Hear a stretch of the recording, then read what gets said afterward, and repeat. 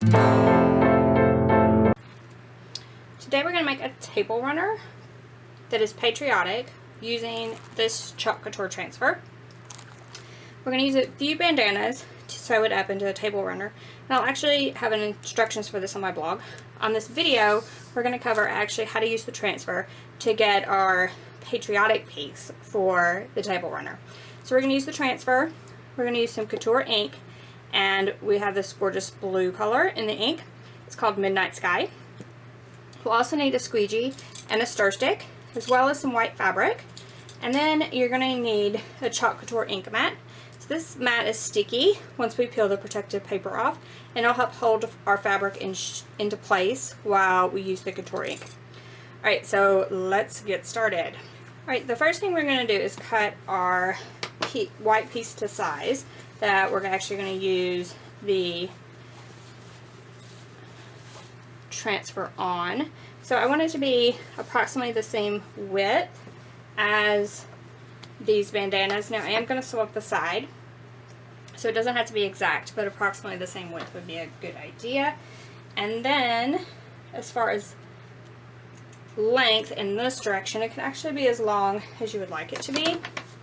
So here's a piece the same width, and then we're just going to maybe lay out our transfer onto the fabric and kind of see how wide we want it to be.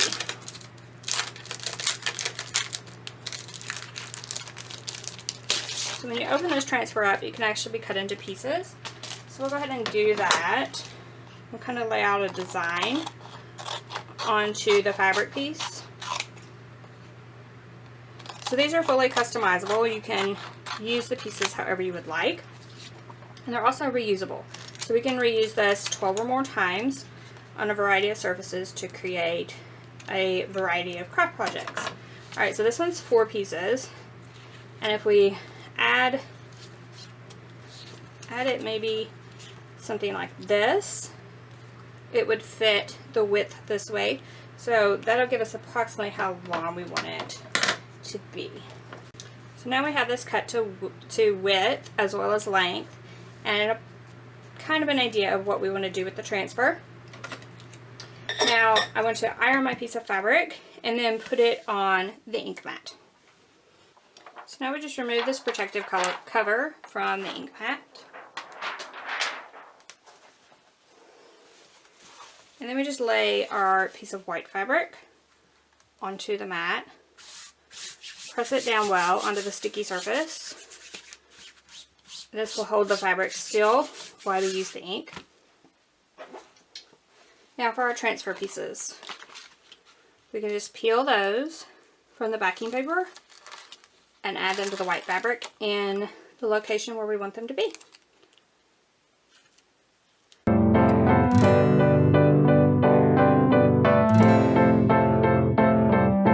As you add each one to your fabric, just be sure to press it down really well, just to ensure there aren't any bubbles in the transfer. And we're ready to use our ink. So the first thing you need to know about Couture ink is that it is permanent. So any place that you get it on this piece of fabric, it will stain or leave a mark.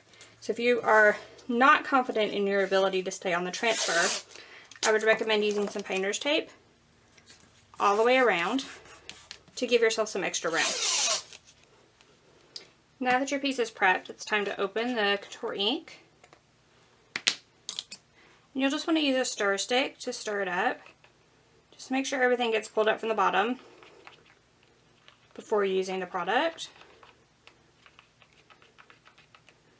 And then we can just dollop it on the transfer. Use a squeegee and start pulling it across. Just want to make sure to get ink on all of the surfaces of the transfer. You can add more if needed. You can also put any excess back into the container for use on your next project.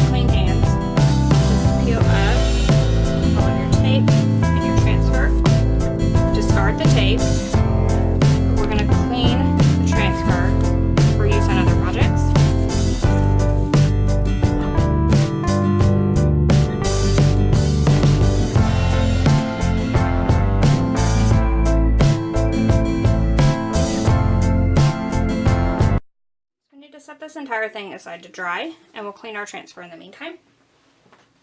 So as I removed my transfers, I put them in a bucket of water. You can then clean them when you're ready. Now, for darker inks like this, I recommend a Mr. Clean Magic Eraser,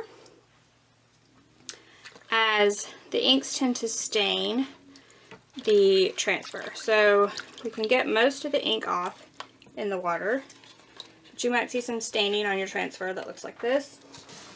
So we can clean that off as well. So this is just an old towel. You can lay your transfer on the old towel, use some of the water and the Mr. Clean Magic Eraser to remove the rest of the staining. Now, staining will not hurt your transfer. It will not hurt your next project.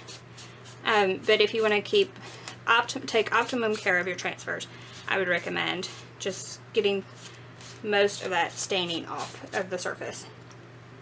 And then just use another Clorox wipe.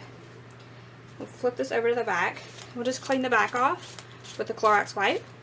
Then we'll allow the transfer to dry, sticky side up.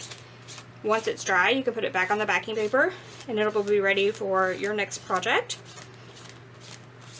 Again, these can be used up like 12 or more times for tons of different projects.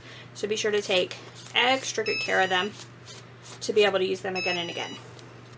Alright, for the actual piece itself, we'll need to peel it off of this ink mat, allow it to dry completely, which may take a while, or you can use a hairdryer to speed up the process. And then you will need to heat set it to make it permanent. So you can use an iron on medium-high heat for 3 to 5 minutes per side, or you can use a heat press at 305 degrees for 30 seconds per side. So I'm going to set this aside to dry, and you may notice that there is some ink on my mat that bled through my fabric. We can clean this up as well. So what they recommend is just a damp rag to clean that up. Do not use Clorox wipes on your ink mat, as it may remove some of the sticky surface. Once dry, just apply parchment paper to the top and press for the recommended amount of time and temperature. Then just gather the rest of your supplies, head to thecountryschiccottage.net, and learn how to make this patriotic table runner.